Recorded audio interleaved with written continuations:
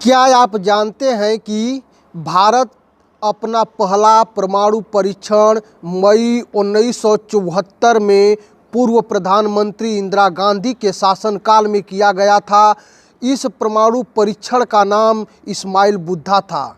इसके बाद पोखरण 2 परीक्षण मई 1998 में पोखरण परीक्षण रेंज पर किए गए 5 परमाणु बम परीक्षणों की श्रृंखला का हिस्सा था।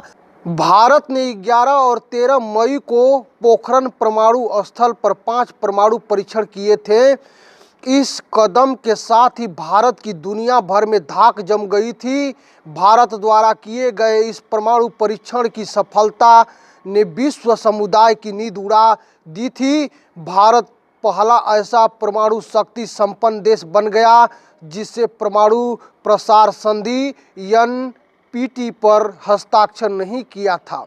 लेकिन क्या आप इस बात को जानते हैं कि अमेरिका सहित भारत के सभी शत्रु देश भारत को इस परमाणु को करने देने के लिए पूरी तरह से एकजुट थे। अमेरिका की खुफिया एजेंसी CIA भारत की हर एक कदम पर गहरी नज़र रखी हुई थी और उसने अरबों रुपए खर्च करके पोखरण पर नज़र रखने वाले 4 सैटेलाइट लगाए थे।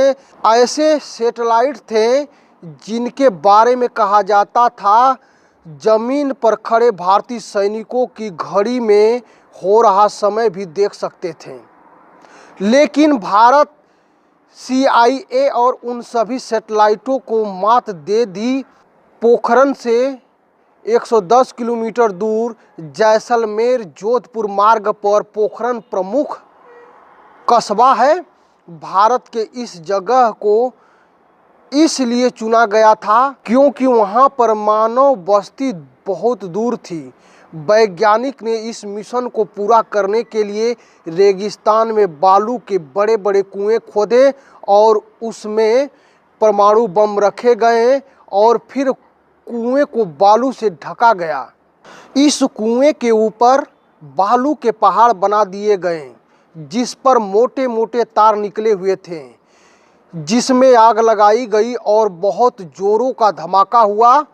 इस धमाके के साथ आकाश में बादल छा गया और विस्फोट की जगह पर एक बहुत बड़ा गड्ढा बन गया था जिससे कुछ दूरी पर खड़े 20 वैज्ञानिकों का समूह इस पूरे घटनाक्रम पर नज़र रखे हुए था।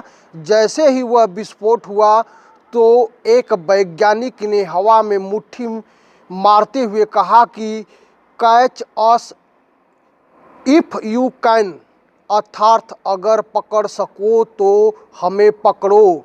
यह अमेरिकी खुफिया एजेंसी को खुली चुनौती के तौर पर बोला गया था। भारतीय सेना की 58 इंजीनियर रेजिमेंट को इस काम के लिए चुना गया था। इस रेजिमेंट के कमांडर थे कर्नल गोपाल कौशिक। इनके संरक्षण में ही भारत के परमाणु हथियारों का परीक्षण किया जाना था। इन्हें इस मिशन को सीक्रेट रखने का काम भी सौंपा गया था। ये इंजीनियर 18 महीने तक इस मिशन पर गुप्त तरीके से काम करते रहे। भूतपूर्व राष्ट्रपति श्री APJ अब्दुल कलाम और उस समय परमाणु ऊर्जा आयोग के अध्यक्ष R चिदम्बरम इस मिशन में शामिल 2 बड़े वैज्ञानिक के नाम थे। इस मिशन में कुल 80 वैज्ञानिक रक्षा अनुसंधान और विकास संगठन DRDO तथा परमाणु ऊर्जा आयोग से संबंधित थे। आज का सफ़र यहीं समाप्त करते हैं दोस्तों। यह वीडियो कैसी लगी कमेंट में ज़रूर बताएं, शेयर लाइक एवं सब्सक्राइब करें। चलते चलते दोस्तों, जय हिंद, वंदे मातरम।